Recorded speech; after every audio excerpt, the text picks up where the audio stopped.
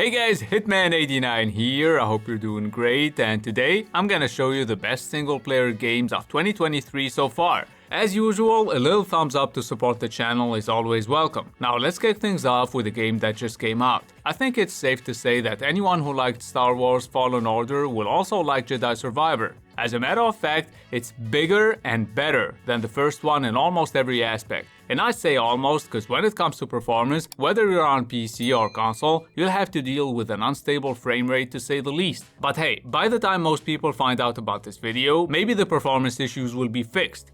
Maybe. At least Jedi Survivor looks stunning. Gameplay-wise, expect a challenging experience, which I think is a good thing in an era where most games are easy as fuck.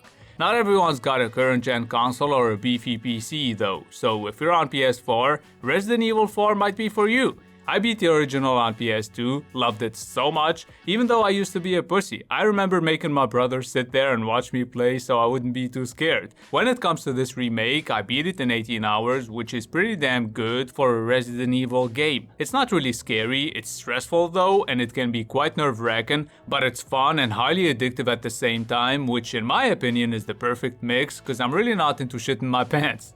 Not gonna lie though, I came really close to doing that during the Ashley part. That shit was scary. For those of you who never played Resident Evil 4 though, Ashley is the president's daughter. You play as Leon Kennedy and you gotta find her and save her like 69 times, cause she'll be taken away from you every 5 minutes. You'll also have to solve simple puzzles that'll make you feel smart, and you'll be kicking and suplexing zombies to save ammo. Oh, and I almost forgot to mention, on the remake you can parry, use stealth, customize your suitcase to have some interesting bonuses, and most importantly, you can finally shoot and move at the same time. This remake looks insane, as long as you keep your distance from those low-res textures. I played it on the couch to enjoy the graphics more, and you should too. Well, apart from the lake, cause no matter where you look at it from, that shit looks terrible. Anyway, at number 3 we have an underrated game, Dredge. I've always liked fishing minigames. I remember spending hours fishing in Digimon World on PS1. The good old days. Let's get back to Dredge though. I wasn't even gonna play it cause when I saw some gameplay videos I didn't think it was interesting. But for this video I had to try out all kinds of single player games, and I'm glad I did cause Dredge is a blast. So the first couple of days you'll be fishing, optimizing your storage space, upgrading your boat,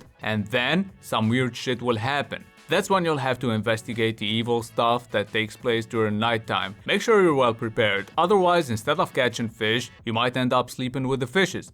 Yeah, I had to say it. And as the name of the game suggests, Dredge will have you collecting debris and sometimes valuable items from shipwrecks. But if that's not your cup of tea, then maybe you should take a look at the next game instead, Hogwarts Legacy, which just came out on all gen consoles as well, so if you're a Harry Potter fan, you'll be able to explore this beautiful open world full of animated objects and, well, that's about it. It's kinda boring actually.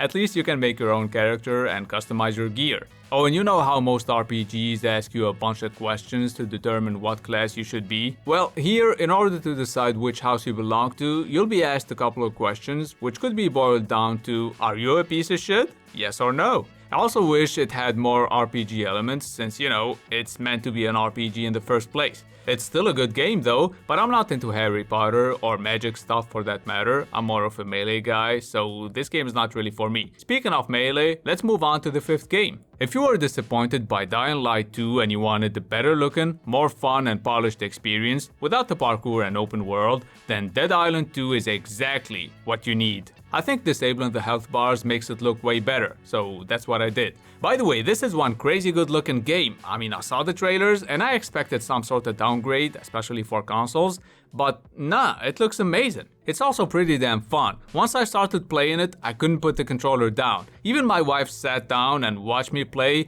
and that usually only happens when the game is dope. So Dead Island 2 is linear, but you'll quickly come across people to help and some other side quests that you can do instead of following the main quest line. The combat is simple but satisfying, and the gore system makes it even more fun.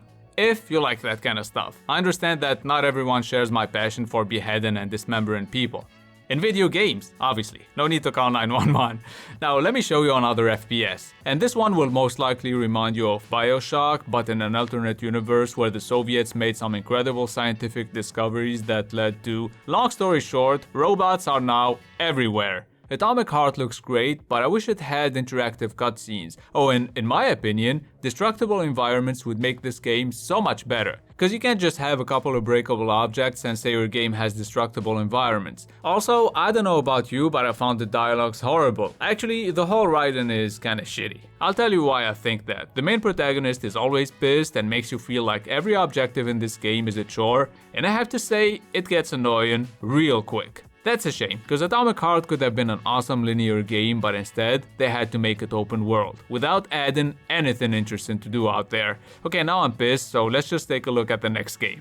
After beating the Callisto Protocol, I wasn't really feeling like playing another space survival horror game, and I'm sure some of you felt the same. But now that I finally jumped into the Dead Space remake, I'm glad I did. The graphics are sick, especially the lighting effects, there are new areas to explore, and Isaac finally talks, which makes the game more immersive, but just like in the original, there's a lot of just standing there and watching people get torn apart behind an unbreakable glass window. It can be creepy the first time, but by the third or fourth time, it just gets old. What never gets old though is how good it feels to dismember those ugly ass necromorphs. Navigating through those zero gravity areas is also fun, and being able to freeze enemies and use your telekinesis powers to throw stuff at them is great. Until you run out of stasis and ammo and have to actually finish them with punches and stomps while screaming like a little bitch. At least that's how I do it.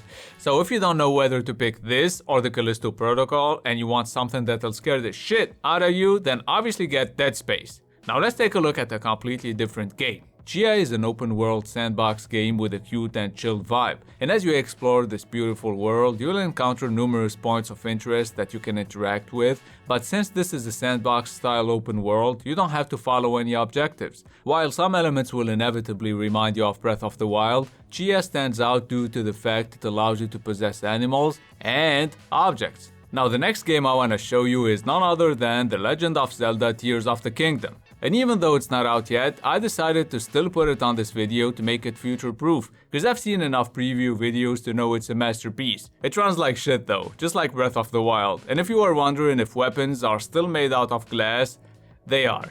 Keep in mind you don't need a Switch to play Tears of the Kingdom. If you have an OK gaming PC, you can use a Switch emulator like Yuzu or Ryujinx to play Zelda or pretty much any other Switch game. You're welcome. Last but not least, we have Octopath Traveler 2. And I know it looks like an early PS1 game and it's really not that different from the first one, but if you like turn-based JRPGs that'll keep you busy for at least 60 hours, then you need to get Octopath Traveler 2. For cheap. Yeah, try and get it when it's on sale, cause like I said, it's pretty much the same game with different stories. Every character out of the 8 that you can choose from has its own story, which means you can replay the game 7 more times as long as you have no life.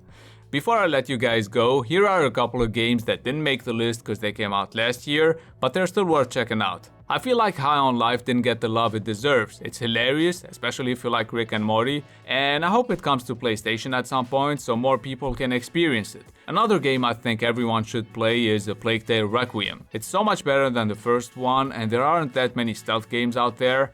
So yeah, also don't forget to play Elden Ring if you haven't, just cuz.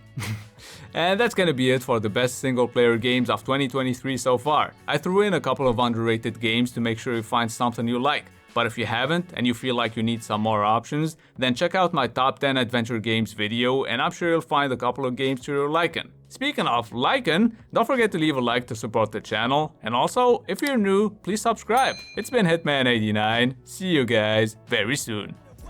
For the pay stub or you'll pay up. Don't make love to the game, bruh. Fuck the game up. Change up, rearrange stuff to your greatness. Famous for the way up. Play the game, bruh.